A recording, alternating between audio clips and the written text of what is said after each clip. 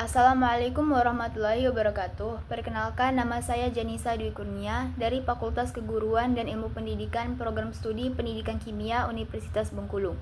Di sini saya akan menjelaskan tentang perbedaan massa jenis, zat padat, cair, dan juga gas. Untuk pertama, mengapa sih massa jenis dari berbagai wujud materi itu berbeda-beda? Seperti yang terlihat pada gambar, itu ada balon, es batu, dan kemudian ada air yang mendidih. Nah, di mana air mendidih tersebut ada keluar uap. Ketiga jenis komponen atau jenis materi ini memiliki yang namanya massa jenis yang berbeda-beda, tidak sama setiap materinya. Massa jenis itu sendiri menunjukkan seberapa padat partikel-partikel dalam suatu materi. Adapun rumus dari massa jenis itu adalah Rho sama dengan massa per volume, di mana massa jenis tergantung pada massa zat dan juga seberapa besar ruang yang ditempati atau volume. Zat yang berbeda-beda memiliki massa jenis yang berbeda-beda pula, seperti aluminium, air, dan hidrogen, semua itu memiliki massa jenis yang berbeda-beda. Ini ada zat yang dari paling padat dan paling tidak padat, itu menunjukkan hubungan antar molekulnya, di mana zat paling padat antar molekul itu adalah zat padat. Partikelnya sangat padat sehingga massa jenisnya tinggi. Kemudian ada zat cair. Zat cair ini partikel penyusunnya itu mulai tersusun secara acak tetapi tidak seacak gas. Kemudian selanjutnya adalah yang paling tidak padat itu adalah gas, di mana partikel satu dengan yang lainnya itu tidak saling berdekatan. Namun harus diingat bahwa tidak semua zat padat itu lebih padat daripada zat cair. Contohnya itu adalah kayu. Untuk mengetahui massa jenis suatu zat dapat membantu kita menentukan apakah zat tersebut akan mengambang atau tenggelam dalam suatu zat lain. Benda yang kurang padat daripada cairan di sekelilingnya akan mengapung. Sebaliknya, benda yang massa jenisnya lebih padat, maka ia akan tenggelam dengan benda di sekelilingnya. Di samping ini ada yang namanya es batu. Karena massa jenis terutama dipengaruhi oleh jarak partikel yang berdekatan, maka massa jenis suatu zat akan berubah seiring dengan perubahan wujudnya. Es batu awalnya adalah cair berupa air, maka apabila dibekukan itu akan berubah menjadi es batu yang berwujud padat, sehingga antar molekulnya ataupun ikatan antar molekulnya itu juga akan berubah, sehingga massa jenisnya juga berubah. Nah, pada saat zat itu dingin menjadi panas, partikel memperoleh banyak energi dan bergerak lebih banyak, sehingga zat tersebut memerlukan lebih banyak ruang yang mengurangi massa jenisnya.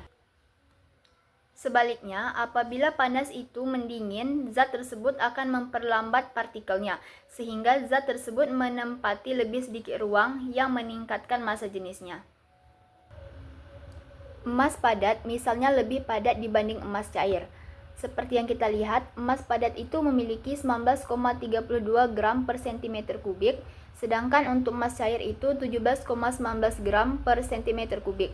Nah, ini menunjukkan bahwa komponen yang sama dengan fasa atau wujud yang berbeda itu memiliki massa jenis yang berbeda pula. Sekarang mari kita amati massa jenis dalam keadaan yang berbeda. Apa yang Anda lihat? Nah, seperti yang kita lihat bersama, ini merupakan air tapi dengan wujud atau suhu yang berbeda-beda. Saat suhunya 0 derajat Celcius, air itu akan menjadi es batu, di mana massa jenisnya adalah 0,9168 gram per cm kubik. Kemudian pada saat air bersuhu 25 derajat Celcius, ia akan berwujud cair dengan massa jenis yang lebih besar lagi. Kemudian itu pada suhu 100 derajat Celcius, air itu akan menguap dan menjadi uap air, sehingga massa jenisnya itu berbeda-beda lagi. Ini menunjukkan seperti emas tadi bahwa komponen yang sama dengan fasa yang berbeda itu akan menghasilkan massa jenis yang berbeda pula. Air memiliki keunikan dibanding zat lain karena massa jenisnya lebih kecil saat berbentuk padat dibanding saat berbentuk cair. Anomali ini disebabkan oleh orientasi ikatan hidrogen saat air membeku.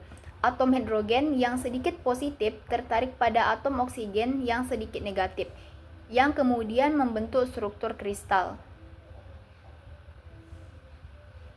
Dalam es, setiap molekul air membentuk ikatan hidrogen dengan 4 molekul air lainnya.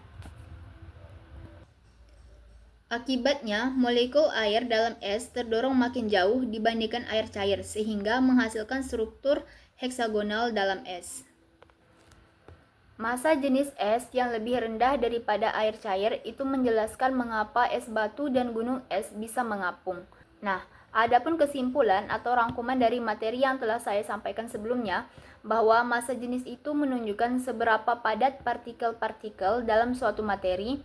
Umumnya zat padat memiliki massa jenis tertinggi, sedangkan gas memiliki massa jenis terendah. Massa jenis juga berubah ketika wujud suatu zat berubah. Ketika zat dipanaskan, molekul bergerak lebih banyak dan menempati ruang yang lebih besar, yang mengurangi massa jenisnya secara keseluruhan. Baiklah, itulah tadi penyampaian saya tentang materi singkat mengenai perbedaan massa jenis, zat padat, cair, dan juga gas. Bila terdapat kesalahan, baik dari penyampaian materi ataupun hal-hal lain yang berkaitan dengan presentasi saya mohon maaf. Saya akhiri. Wassalamualaikum warahmatullahi wabarakatuh.